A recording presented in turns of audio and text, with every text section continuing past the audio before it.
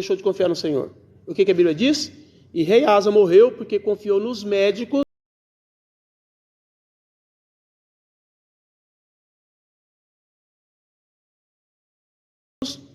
e deixou de confiar no Senhor. Procurou os médicos da época, né? Que na verdade não eram os médicos como nós conhecemos hoje, né? Pai, Senhor, Cíntia, Dilson, sejam bem-vindos. Então, olha que coisa engraçada, né? Naquela época era tudo medicina mesmo, naturopatia, né? Do qual eu estou aprendendo, entendeu? Era raízes, né? De verdade, raízes mesmo da medicina, né? Tradicional. Então, olha isso. Deixou de confiar no Senhor por causa da doença dos pés, morreu. Sendo que ele poderia ter vivido, porque tudo ele fez no passado dele, ele confiou no Senhor, deu certo. Mas na última hora, ele deixou de confiar no Senhor.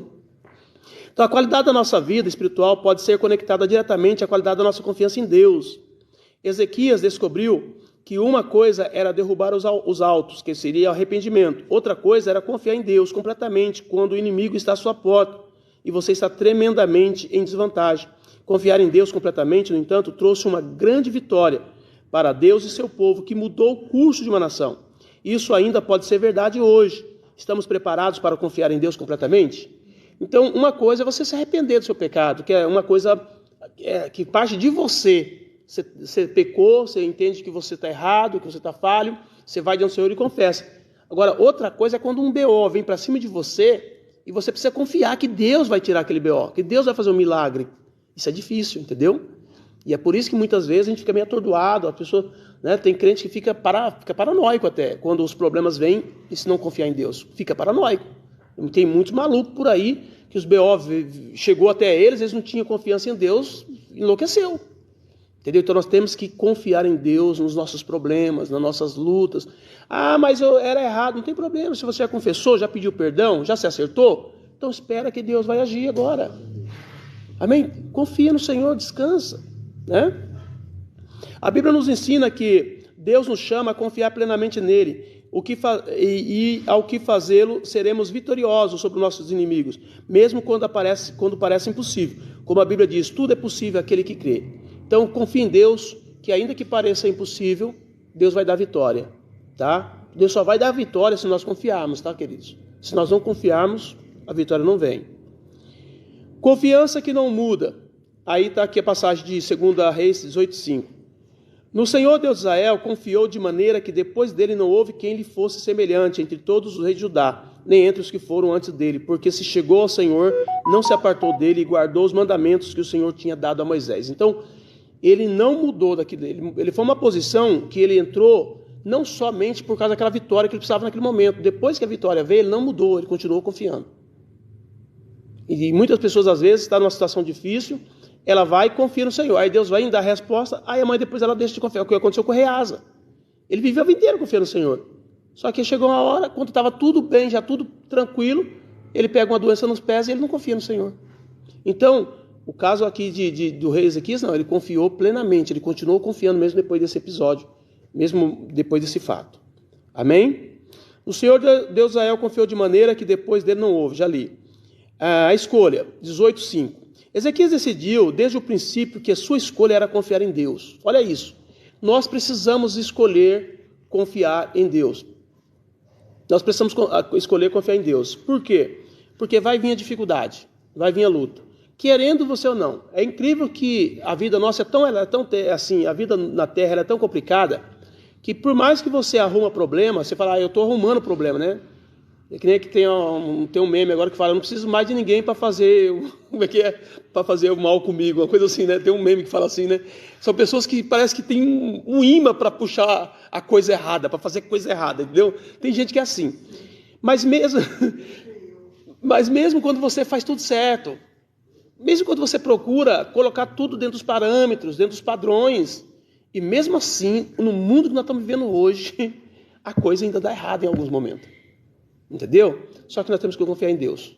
Nós precisamos aprender a confiar em Deus, a crer no Senhor, a depositar confiança nele, porque Ele vai dar a resposta para nós, amém? Isso é notável tendo em conta o fato de que seu próprio pai era um rei malvado que levou Judá ao pecado. Então, ele escolheu confiar em Deus, mesmo tendo o histórico do pai dele, que era o rei Acaz, né? Que era mau, entendeu? Mau aos olhos do Senhor. Ele aprendeu com o pai, mas viveu o princípio da palavra de Deus. Ele teve a escolha de fazer a coisa certa, de obedecer o princípio, de acreditar e de confiar no Senhor. Ezequias não culpa ninguém pelo que acontece ao seu redor, porque sua confiança está em Deus e não nos outros. Entendeu? Então nós temos que...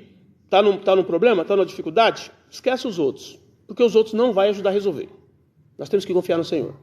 Por mais que os outros tiveram participação naquele problema que nós estamos passando. E tem, gente, vamos ser sinceros. É difícil alguém nesse mundo que esteja passando por um problema que não tenha participação de outros naquela situação. Mas a gente tem que confiar em Deus e não ficar olhando para isso, porque Deus vai dar a vitória. A confiança de Ezequias estava em Deus e não em homens ou máquinas, não em exército ou armas, mas em Deus. Muitas vezes a nossa felicidade é colocada em coisas ou outros. Quando eles nos decepcionam, a nossa felicidade desaparece. A gente está baseado naquilo que as pessoas podem fazer para nós, nos ajudar, resolver um problema. Quando essas pessoas nos decepcionam, a gente enfraquece a fé. Diga misericórdia. Então nós não podemos depositar nossa confiança. Lembra? Eu já até preguei um dia sobre isso. Maldito é o homem que confia no homem. Até que eu expliquei, não é uma confiança de amizade, de companheirismo, de que alguém diz que vai te emprestar uns R$100 e chega no final, te empresta mesmo ou não te empresta. Não é essa situação, não é essa condição, não. Eu estou dizendo, a Bíblia diz confiança de salvação, confiança de libertação, confiança de vitória plena. Isso aí só Deus pode fazer. O homem, por mais que ele tenta nos ajudar, ele tem um limite. Por mais que ele pode nos ajudar, ele tem um limite, ele tem uma capacidade. E a capacidade tem limite dele. Deus é o único que tem uma capacidade ilimitada para nos ajudar. É mais assim quando o homem coloca o outro homem no lugar de Deus, né? Uma coisa que é para Deus fazer, aí a pessoa coloca outro homem para fazer. Exatamente. Então, quando você confia no homem e ele decepciona, geralmente, se a pessoa não estiver firmada em Deus de fato, ela abala a fé. Ela abala a fé. Quantos cristãos tem aí abalado de fé aí? Quantas pessoas estão fora da presença de Deus hoje por causa do A, do B, do fulano, do ciclano? Entendeu? E Morió. Dá a senha. É o quê? Fala a senha. Fala a senha, Mori. Aqui, ó. É o rosto. A senha. Abriu. Vamos lá então. Embora possamos ficar desapontados com os outros, isso não deveria destruir a nossa fé. Tem muita gente que está desapontado com outras pessoas, mas isso é razão de perder a fé? Não, o homem é falho mesmo. Eu sempre gosto de dizer o seguinte, gente, olha para você. Só olha para você, não precisa olhar para o outro.